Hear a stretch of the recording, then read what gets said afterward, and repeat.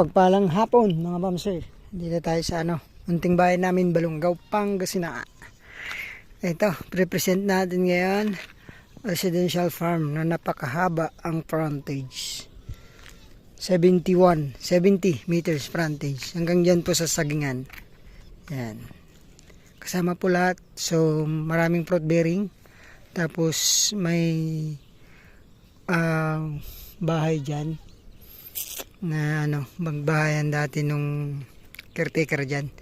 So pwedeng restore mga mamsir. So bayan po ng Balungaw, may sukat po na 5,244 square meter. Ang haba ng frontage hanggang dun sa may bakod mga mamsir. Dito sa part na to, tinatamnan po nila ng gulay dito. Yan, gulay dyan. Nakaraan may tanim na sili. Tapos yun din, ginatamnan din ng ng gulay. May mga sili pang natira. So ito mga mamsir, napakalinis po ng papel nito. Walang extrajudicial. Kulay na siya, kulay green. Electronics yung title nito mga mamsir. From town proper 5 minutes. Makikita nyo po sa drone. Andyan lang po yung bayan namin ng Balungaw. Ito may mga puno siya. Suha, santol, langka, may mangga. Tapos may iba po sa likod ba. So tara po, napakagandang gawing resort to. Bakasyonan. Ano pa ba? So maganda kasi hindi siya kalayuan sa bayan. Tapos malapit, may bahay po dyan. May kapitbahay tayo dyan, mga 50 meters. Ito naman siguro yan lang sa mangga na yan, may kapitbahay tayo. Tapos doon, dyan.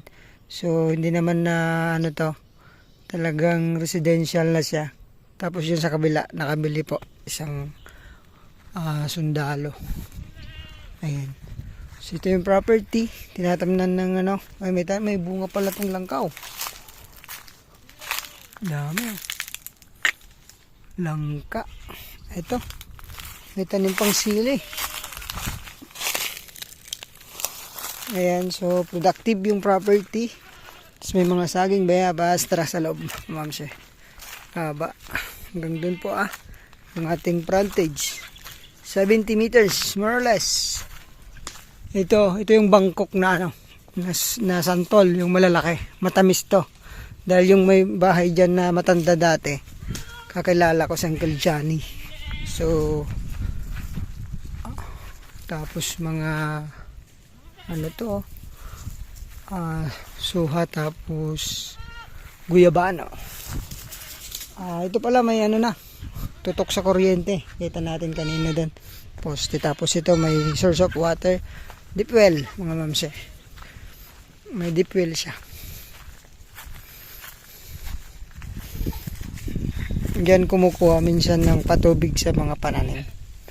Tapos ito kailangan i-restore talaga. Simentado. Tapos yung mga kawing kasama niya. 5,244 square meter. Ayan po. Hanggang dyan po yung property.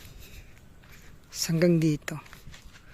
So nasukat na daw po ito, sabi ng seller natin. Pinuntahan ko sa bahay nila kahapon. Pinakita nila yung titulo. Maganda pa pong gawing Calamansi farm kasi ang lupa dito hindi yung hindi yung malagkit. May mga kalamansi dun sa dulo. Hanggang dyan siguro yung property natin. Kasi 5,000 Pero nasukat na to. Nasa kanila po yung plano.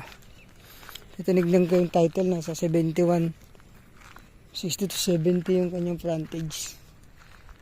Ayan po. Ang ganda po. So dito sa bayan namin, hindi kalayuan, 5 minutes drive. Nandun ka na. Sa Teplex naman, nasa 15 minutes drive. Namumunga na rin yung mangga. From Manila, 2 to 3 hours mga mamsir. Tahimik sa lugar na to. Walang baha. Tapos may mga dyan ilaw.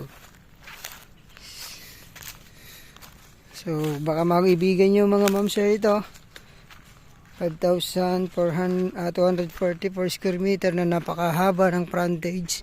Kahit saan pwede ka pong mag-open ng gate mo dyan. Ayan. So ang price ni seller dito 400.